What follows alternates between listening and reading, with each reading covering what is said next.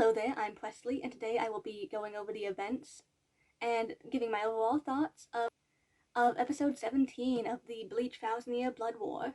Now, this episode covers the last few pages of chapter 555 all the way to 558, with some scenes from 559 also thrown in there. The episode begins with us seeing what was happening last episode, with several of the stand ridders activating their holy forms. And, we see the 4 members of the Bambis that, aren't Bambietta, sitting up on a rooftop, there's a bit of back and forth between those characters for a bit. Then the opening theme plays. Then we see Bambietta. And we see, like we saw in last episode, where she's activated her holy form. And, after a bit of her talking, she sends an attack of Weishi flying at Shinji, and then it explodes as soon as it hits him. And it sends him flying back. Shinji is knocked out. And, she throws another attack of Weishi right at Shinji, hoping to, permanently end this.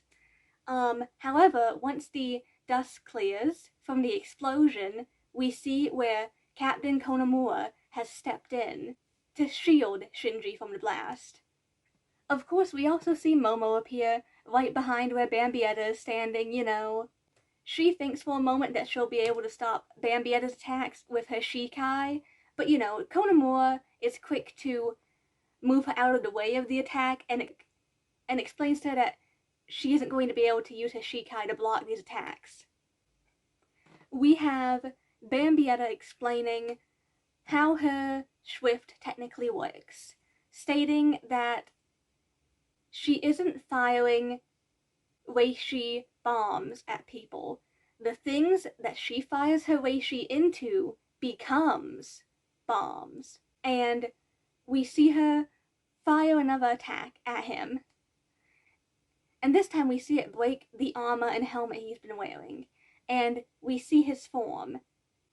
And we see that he is in a human form.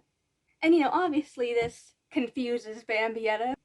Of course, we get the explanation of how this is, with Konomura stating that it's the Jinka technique. And we cut over to a scene that happened, before the second invasion started, where it shows Konomura talking to the elder of his clan. And, we have the elder explaining more about what this technique is, and also explaining what the price of being able to achieve this technique is. He explains that the only way that Konomura can achieve this is if he whips out his heart and offers it to the elder. And only then will he be able to bestow the technique onto him.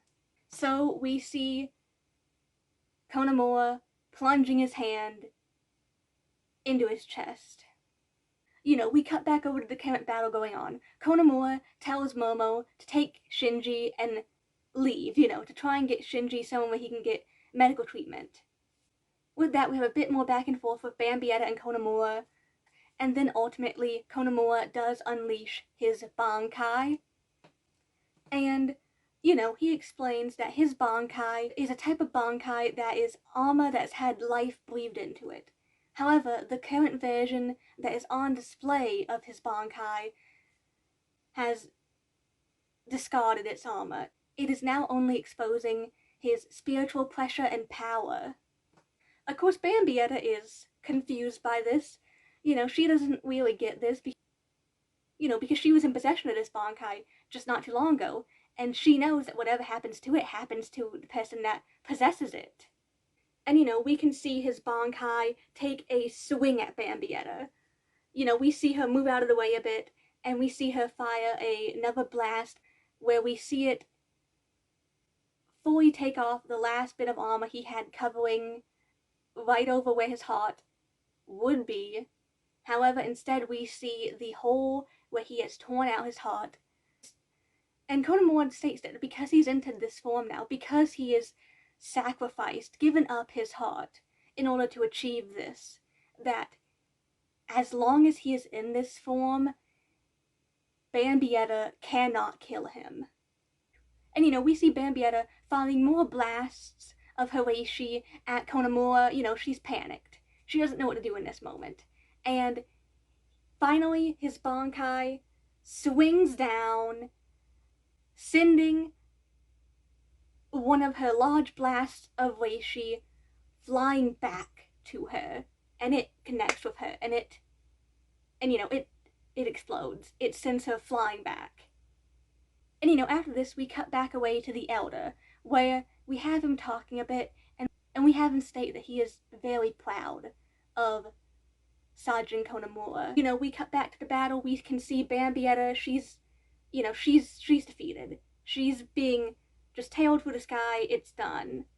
And we see Konomura. He turns and he starts walking in the direction of Yuhabak's palace.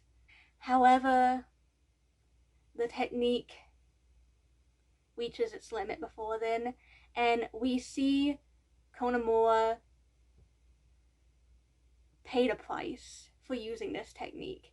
We see him start to fully turn into a wolf. And only a few seconds later, we see his Lieutenant Iba, show up, and he picks him up and carries him on his back, and he starts walking. We then see some new scenes of Kangdu after being defeated and BG9, and we see this shadowy portal appear next to both of them, and we see Uryu step out. We cut back over to Bambi lying on the ground, defeated, and then we see the other members of the Bambis show up to where she is. We cut back over to Sunsui and the Now, where they're talking with Yugrum for a bit, and then we see Yugrum Hashwolf unleash a slash at the barrier that Nanao had set up, and it shatters it. And Yugrum states that he has been storing up Reishi while he's been standing there to get enough to where he could actually break the barrier. Of course, immediately after he does this, Nanao activates another barrier because she'd already been preparing another one while they were standing there. Yugrum states that he has to go. He is being called upon to head back to where Yuhabak is. And he leaves. We cut back over to where Yumachika, Ikaku, and Shuhei are, and we see the Masculine on the ground. He's been, they've somehow managed to take him out. And we see James next to the Masculine, crying out for him. And we see the Masculine get up. He is revived fully from this. He is perfectly fine again. And we see Yumachika, Ikaku, and Shuhei getting ready to fight him again. He very quickly is able to take down Yumachika and Ikaku, unfortunately. He also knocks down Shuhei. We see the Masculine look off into the distance, where we can see two beams of light falling out of the sky. Of course, then we see Shuhei get back up, and he sends his Shikai flying at the Masculine, However, he grabs onto the chain of Shuhei's Shikai, and he pulls Shuhei towards him using it. And, he knocks Shuhei down. He gets ready to step on him, but his foot is stopped before he can send a kick into Shuhei. And it is none other than Kensei, the captain of the 9th Division. Shuhei's captain. And not even a few seconds after he's done that, we also see Rose, the captain of the 3rd Division, show up as well. Then the ending theme plays, but once again, it is not the end, because there's another end-credit scene. We see Ichigo still walking down this path. He is almost to the gate. And we have Ichibei talking over this scene as we see it play out. And we see Ichigo, as he's getting close, we see more of those visions flash in his head, and then finally we start to see all this different colored Reishi swirling around Ichigo, and it starts to overwhelm him. We can see where it is rapidly expanding around his body. It looks like it could kill him. However, he is able to channel it and, keep it from consuming him. And with that, he finally moves through the gate. And after that, we see him show up where Shinjumaru is. And that's how the episode ends.